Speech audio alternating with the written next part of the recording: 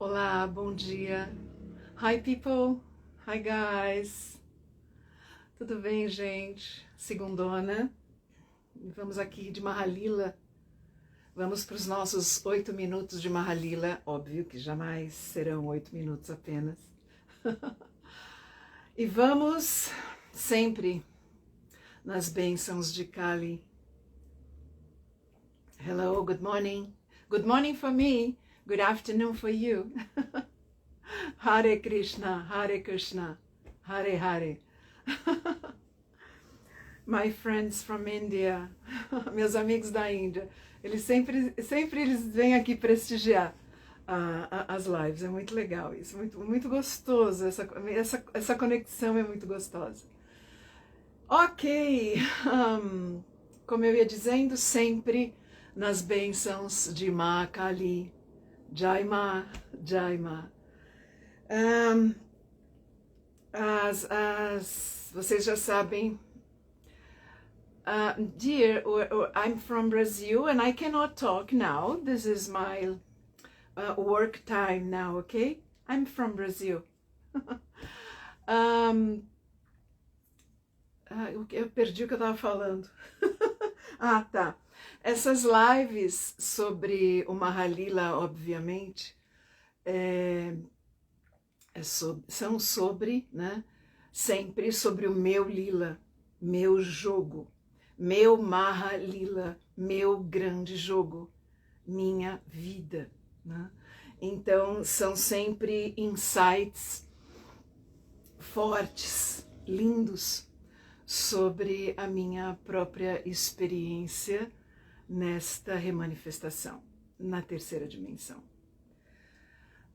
E hoje eu fui intuída a falar sobre Beija-Flor e toda a poesia da Casa 56, porque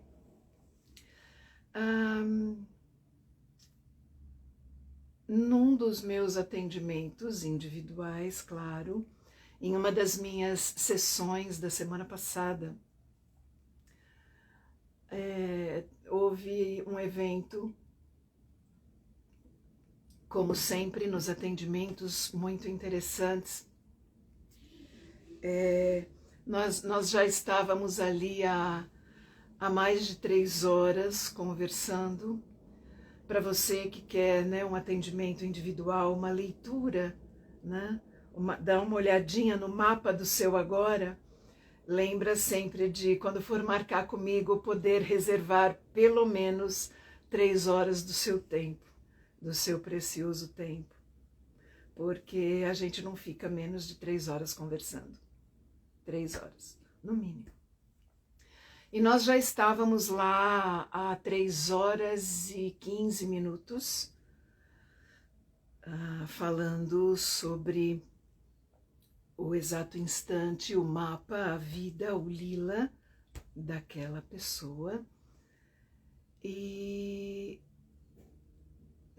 depois de 3 horas, sempre, né, procurando todas as formas de compreensão para tudo aquilo que os nossos karmas estão gerando na nossa vida, que são sempre novos karmas.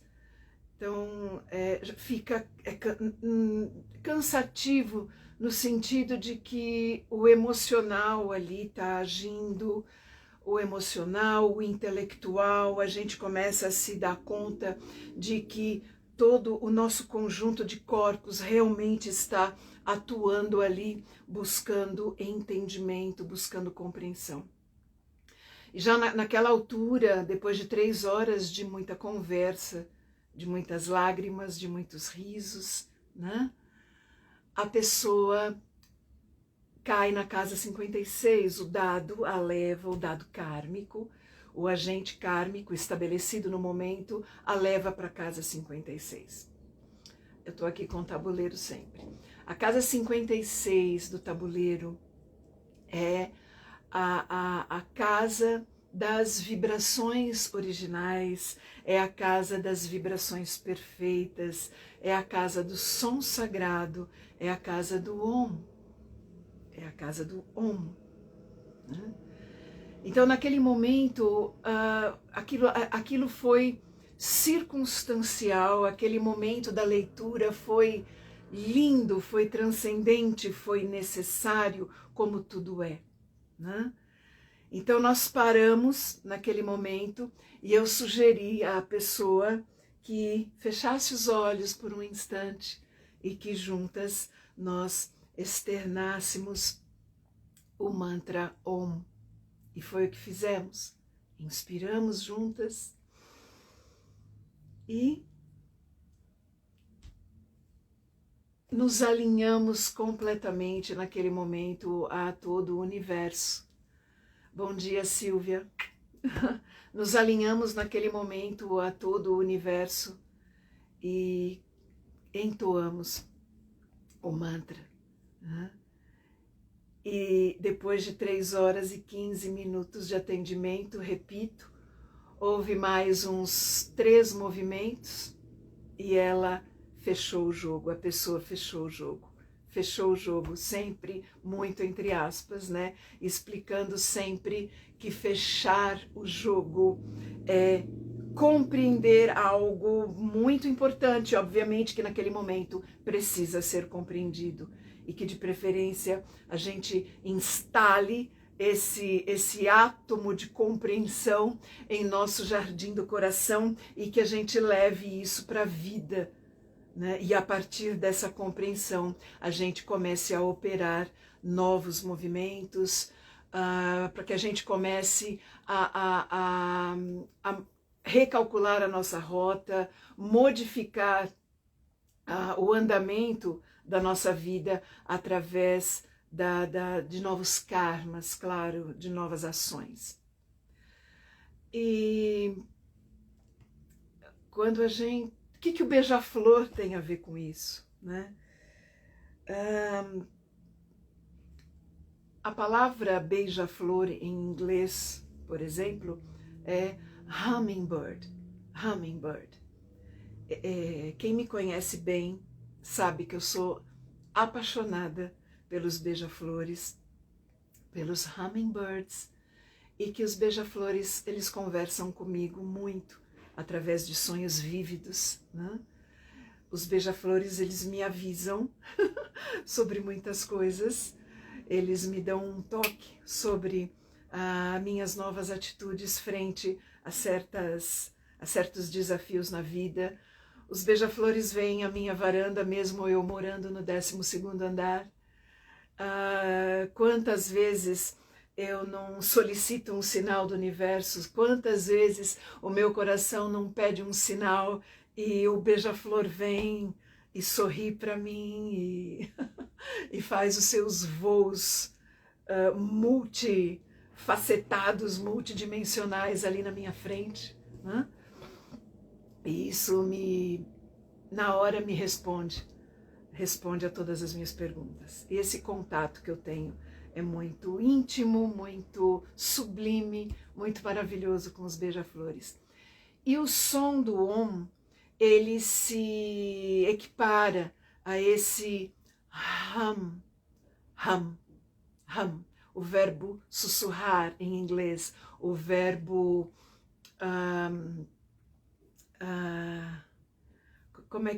como que eu posso traduzir? É um cantarolar, um sussurrar, hum, que dá origem à palavra hummingbird, o pássaro que sussurra, o pássaro que cantarola de uma forma muito especial, muito diferente, né? E no seu livro sobre o Mahalila, o Johari fala, ele cita isso de uma forma muito bonita, muito poética, né? Sobre o Om sendo o som do Om, baixinho, sussurrado, sendo comparado ao som do beija-flor. É exatamente isso. Isso é pura poesia para mim, né? E a vida sem poesia, ela fica no raso, ela fica ali nas necessidades dos chakras mais densos, né? essa luta pela sobrevivência, essa luta pelo poder, pelo dinheiro apenas, ela nos tira dessa poesia. E é uma pena, né? Porque a pessoa fica no raso. E a gente não quer, nós que estamos no caminho do yoga, a gente não pode querer só ficar no raso. A gente tem que valorizar o que é sagrado, a gente tem que colocar algumas coisas, algumas necessidades à frente das necessidades dos planos densos. Mas isso é uma outra história, né? Isso é uma outra live, como eu digo, isso fica para uma outra live. Bem, e naquele momento nós vivemos juntas a poesia da Casa 56, repito, e após evocar o som sagrado, o som que dá origem a tudo o que a gente conhece no mundo, né? Ao entoar o Om, houve ali um lampejo de compreensão, e naquele momento aquele jogo, aquela questão se fechou lindamente, com muitos insights novos para a continuação da caminhada por aqui desta pessoa. E eu vou desejar bramicamente que ela sustente, que esta pessoa sustente essas vibrações encontradas naquele momento na Casa 56. A Casa 56, ela fica ao nível da dimensão da conexão, da dimensão da real compreensão ao nível do Sahasrara Chakra, né? Quando a gente chega à Casa 56, pelo menos naquele instante do jogo, nós acabamos de ultrapassar a 55, obviamente, na sequência numérica óbvia. Nós acabamos de passar a Casa 55, que é a cabeça de uma serpente, a cabeça do ego, né? Que se não é bem trabalhado, nos leva ao egoísmo e inevitavelmente, invariavelmente, cair na cobra 55 leva você de volta para a casa 3, que é a casa da raiva, que é a casa do inconformismo. E não é aí que a gente quer chafurdar, a gente quer chegar na 56 e dali compreender, aceitar, se iluminar, né? Se render. A casa 57, a casa seguinte, é uma frequência, uma vibração que nos convida a observar o exato instante e a organizar o pensamento. É a casa da meditação, né? Então é isso que surge após a 56, são essas possibilidades que nós temos após a casa 56. Organizar os pensamentos então, entrar em estado meditativo constante, né? Isso que te faz um yogi, um ser meditante. E a casa 58, só para finalizar essa pequena sequência, é a casa da própria iluminação. É Teja Loka. É quando você compreende e essa compreensão se transforma em luz. A luz da tua aura, a tua auréola, né?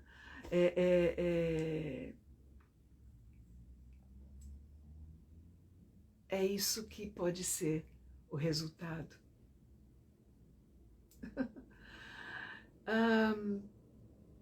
E o beija-flor, né? E toda essa poesia é o próprio som do Om, o som do beija-flor. Esse sussurrar, num sussurro, né? O Om, o próprio som que caracteriza o divino, a divindade, né? Quando ela, naquele instante, vai começar a se desdobrar para dar origem a toda a vida, né? Quando você entoa o Om, você está trazendo à tona toda a consciência, você está trazendo à tona toda a compreensão sobre a matéria divina, você está trazendo à tona a própria Shakti, a própria energia que une essa consciência e essa matéria e dá origem a tudo e continua no seu desdobramento até chegar nisto aqui que estamos temporariamente nessa manifestação. Então, quando você entoa o Om, você entoa todo o mundo de possibilidades, Quando você entoa o Om, você traz à tona todo o seu poder criativo. Quando você entoa o Om, você traz para si um estado de tranquilidade que te diz: tá tudo certo, tudo é necessário. Que te diz: eu sou a fonte, e a fonte é a origem de tudo, e eu sou a própria fonte. Quando você entoa o Om, você se alinha completamente. Você entra em ressonância a todos esses poderes divinos, e isso te traz a tranquilidade necessária para compreender que está tudo certo do jeito que está. Que, como eu sempre digo, o caos é a ordem, né? E é a partir desse entendimento que você vai operar novas transformações na sua vida a partir das suas novas escolhas a partir de agora, desse exato instante. Esse é o Lila, esse é o Maha Lila, esse é o grande jogo, essa é a vida, né? É isso. E onde é que está a poesia nisso tudo? Tem que ter poesia nesse entendimento, nessa compreensão. Quando a gente começa a vivenciar, reconhecer que essas vibrações mais sutis estão, essas frequências mais sutis estão vibrando em nós, ora aqui, ora ali, ora nesse momento, ora em outro momento, quando a gente reconhece isso, nós estamos literalmente no caminho da iluminação. E isso não é algo, como eu sempre digo também, algo para se vivenciar lá na frente, quando isso acontecer, quando aquilo acontecer, quando eu for assim. Isso acontece nesse instante, sempre que a gente deseja. A gente não pode se esquecer disso. Entoar o Om é abrir a possibilidade dessa lembrança. Nós precisamos relembrar. Eu sou a primeira a precisar ouvir isso. Nós precisamos relembrar a todo instante a divindade que somos. Que a divindade pulsa em nós. Que o grande Espírito pulsa em nós. Que a Shakti mora aqui, no jardim do coração. Nós somos isso. E a gente se esquece. A gente se esquece. E quando a gente se esquece, a gente sofre. A gente não pode esquecer. É claro que a gente de vez em quando esquece, mas...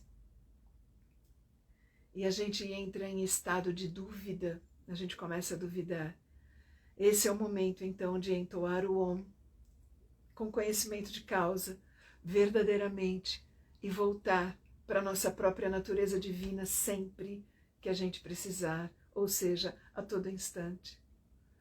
Por isso, o quanto é importante nós nos tornarmos seres meditantes, para que a gente mergulhe no Bhavana, para que a gente compreenda a karma, para que sejamos yogis de verdade. É isso, queridos, é aí que está toda a poesia do mundo. E o mundo precisa urgentemente viver na poesia. Entender a linguagem poética, falar sobre ela, escrever sobre ela, é vibrar nos planos mais sutis, é chegar mais pertinho da linguagem divina, sempre, sempre. Jaima, nas bênçãos de Kali, eu finalizo essa live. Adorei fazer. É a voz do meu coração. Toda a voz do meu coração. Um beijo para vocês. Que vocês tenham uma ótima semana. Tornem a sua segunda-feira muito sagrada. Jai Shiva. Jai Shiva. Beijinho. Obrigada.